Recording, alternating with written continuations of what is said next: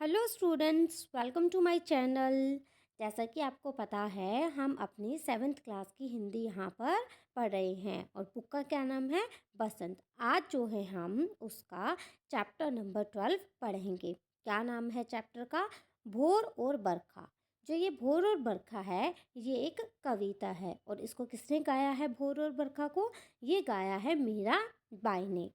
जो मीराबाई हैं, उन्होंने यहाँ पर पहले पद में तो जो है कृष्ण जी के बारे में बताया है, कैसे यशोदा मैया जो है वो कान्हा को जगाती हैं, अपने प्यारे लल्ला को वो जगाती हैं।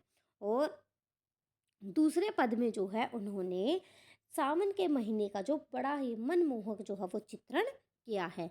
तो स्टार्ट करते हैं।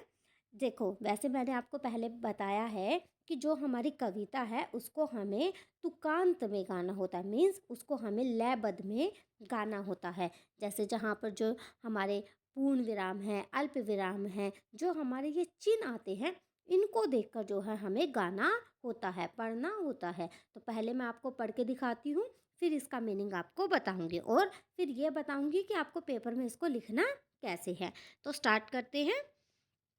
जागो बंसी वारे लन्ना, जागो मोरे प्यारे, रजनी बीती भोर भयो है, घर घर खुले किवारे, गोपी दही मथत सुनियत है कंगना के झनकारे, उठो लाल जी भोर भयो है, सुरनर ठाड़े द्वारे, ग्वाल बाल सब करत कुलाहल, जय जय सबद उचारे, माखन रोटी हाथ मलीनी, गौवन के रखवारे, मीरा के प्रभु गिरधर नागर, शरण आयो को तारे। तो इस पद में जो है वो मीराबाई क्या कहती हैं, वो ये यहाँ पर यशोदा माँ द्वारा कान्हा जी को सुबह जगाने के दृश्य का वो वर्णन कर रही है। वो कह रही हैं, यशोदा माता कैसे कहती हैं कि जादो जागो बंसी वाले लन्ना, कि बंसी वाले लन्ना अब जो है मेरे बंसी बजैया लन्ना अब उठ जाओ, जागो मेरे मोरे प्यारे, कि मेरे बच्चे अब उठ जाओ। रजनी बीती, रजनी मीन्स रात, रात जो है वो बीत चुकी है। भोर भयो है मीन्स अब जो है सुबह हो गई है। घर घर खुले किवारे, और घरों के जो है वो दरवाजे खुलने लगे हैं। किवारे मैंने दरवाजे जो हैं वो खुलने लगे हैं। गोपी दही मतत, जो गोपियां हैं वो दही मथ रही हैं, मीन्स जो गोपियां हैं वो दही मथ कर माखन निकाल रही हैं। सुनियत है कंगना के झनकारे, उनके जो है हाथों में जो उन्होंने कंगन पहने हैं, उनकी झनकार जो है वो सुनाई दे रही है। उठो लाल जी भोर भयो है, सुरनर थाड़े द्वारे, मतलब वो अपने बेटे से कहती है, अपने लल्ला से कहती है कि उठ जाओ, सभी मनुष्य और सभी जो देवता हैं वो तुम्हारे दर्शन के लिए इंतजार कर रहे हैं। और ग्वाल बाल सब करत कुलाहल, जय जय शब्द उचारे, और जो सारे जो ग्वाल मित्र है वो क्या कर रहे हैं? कुलाहल कर रहे हैं और तुम्हारी जय जयकार कर रहे हैं। माखन रोटी हाथ मलीनी, मतलब माखन और रोटी को उन्होंने हाथ में लिया हुआ है। गौवन के रखवारे, जो क्या करते हैं? ग्वालों के जो रखवारे हैं। मीरा के प्रभु गिरधर नागर, शरण आयोग को तारे, मीराबाई कहती है कि मीरा के प्रभु गिरधर नागर जो तुम्हारी शरण में आए हैं उनको जो है वो तारो। तो अब आपको इसका भावार्थ कैसे लिखना है? भोर और बरखा कविता का जो है पहले आपको क्या लिखना है? भावार्थ। तो पहली लाइन में आपको बताना है कि मीराबाई के पद में वो यशोदा माँ द्वारा कान्हा जी को सुबह जगाने के दृश्य का वर्णन कर रही हैं। यशोदा माता कान्हा जी से कहती हैं कि उठो कान्हा, रात जो है वो खत्म हो गई है, सभी लोग घरों के दरवाजे खोल दिए हैं।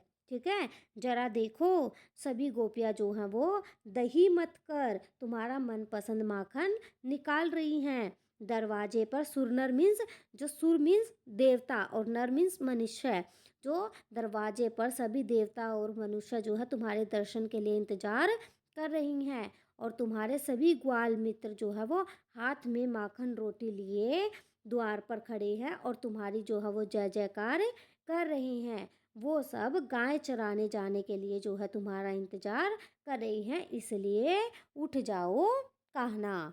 ठीक है, अब देखते हैं दूसरे पद में मीराबाई क्या कहती है। बरसे बदरिया सावन की, सावन की मन भावन की, सावन में उमग्यो मेरो मनवा, भनक सुनी हरि आवन की। उमड़ घुमड़ चहु दिस से आया, दामिन दम के झर लावन की। नन्ही नन्ही बूंदन में हाँ बरसे, शीतल पवन सुहावन की। मीरा के प्रभु गिरधर नागर, आनंद मंगल गावन की। तो इस पद में जो है मीराबाई क्या कर रही है, वो सावन के महीने का बड़ा ही मनमोहक जो है वो चित्रण कर रही हैं। तो इस पद में जो है मीराबाई क्या बताती है, बरसे बदरिया सावन की, मतलब कि जो सावन में जो बादल है वो बरस रहे हैं। सावन की मन भावन की, कि जो ये वर्षा है जो ये हो रही है ये सावन महीने की है, और ये क्या कर रही है, मन को लुभाने वाली है। मन भावन के मतलब कि मन को लुभाने वाली है। सावन में उमग्यो मेरा मनवा, मतलब कि मेरा मन जो है वो सावन में उमड़ रहा है। भनक सुनी हरि आवन की, और अपने हरि के आने की भनक सुनकर तो मेरा मन और जो है वो बहुत खुश हो गया है। उमड़ घुमड़ चहु दिशु से आया, मतलब कि उमड़ घुमड़ कर जो है बादल वो चारों आसमान से फैल गया है। चारों ओर मतलब आसमान में फैल गया है। दामिन दम के झर लावन की, दामिन दम के मीन्स बिजली जो है वो आसमान में जो है वो बिजली कड़क रही है, ठीक है। और झर लावन की मीन्स जब पानी की बूंदें गिरती है तो झरझर झरझर ऐसे पानी की बूंदें जो है वो गिर रही हैं। नन्ही नन्ही बूंदन में यहाँ बरसे, मतलब छोटी छोटी जो बूंदें हैं वो गिर रही है। शीतल पवन सुहावन की, मतलब कि शीतल मीन्स ठंडी, पवन मीन्स हवाएं, जो ठंडी हवाएं हैं वो बह रही हैं। मीरा के प्रभु गिरधर नागर, आनंद मंगल गावन की।